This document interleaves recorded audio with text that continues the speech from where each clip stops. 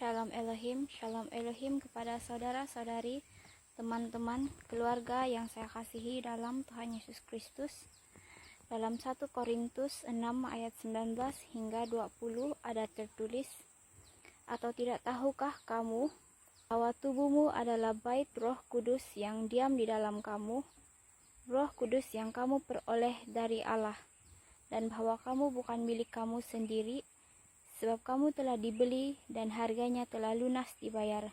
Karena itu muliakanlah Allah dengan tubuhmu."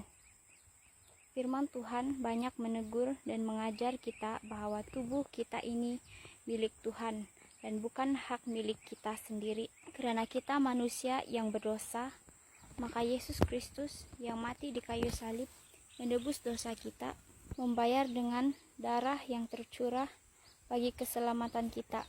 Maka dari itu, gunakanlah tubuh kita untuk memuliakan Tuhan di setiap kesempatan yang kita miliki. Sebab kesempatan yang kita ada ini ialah anugerah yang Tuhan berikan kepada kita. Marilah kita kuduskan diri kita, jauhi dosa-dosa, dan jangan menjadi alat untuk mengundang dosa. Jangan kita izin dosa itu ada kuasa atas kita. Memang kita ini ialah manusia yang tidak akan lari dari dosa, karena kita manusia daging. Tetapi marilah kita bertungkus lumus, mengusahakan diri yang terbaik 100% mengandalkan Tuhan. Bersekutulah di dalam Tuhan, dan Tuhan adalah gembala agung kita. Kita adalah anak-anaknya. Jika kita mengasihi Tuhan, maka kita akan melakukan perintah-perintah Tuhan, seperti dalam Yohanes 14 ayat 15. "Jikalau kamu mengasihi aku, kamu akan menuruti segala perintahku," kata Tuhan.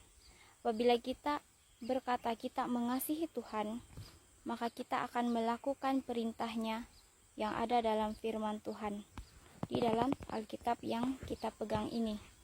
Apabila kita tidak membaca dan memahami Alkitab atau firman Tuhan, bagaimana kita harus melakukan firman-Nya, bagaimana kita harus melakukan perintahnya.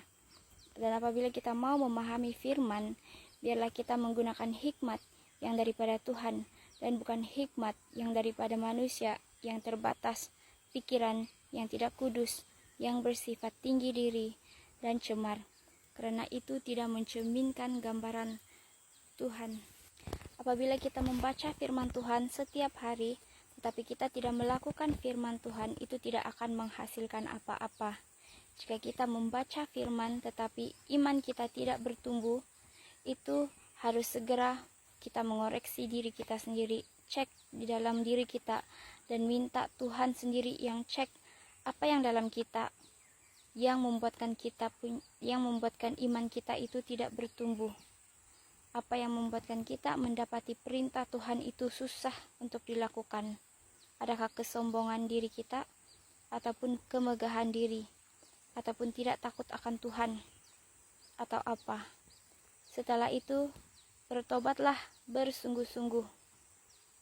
Dan pertobatan yang sungguh-sungguh ialah pertobatan yang lahir dari hati yang tulus, murni, yang rendah hati, yang mau duduk di bawah kaki Tuhan, bukan hanya 1 hari, 1 minggu, atau 1 bulan, tetapi balik lagi ke duniawi. Tetapi setiap hari, setiap saat berdoa dan berpuasa, sambil membaca firman Tuhan. Sebab sekarang masa sudah semakin suntuk.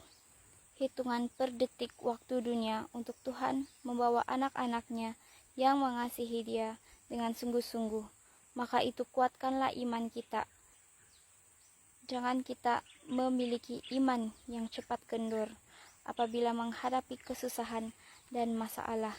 Karena kesusahan dan masalah itulah yang menguji kita.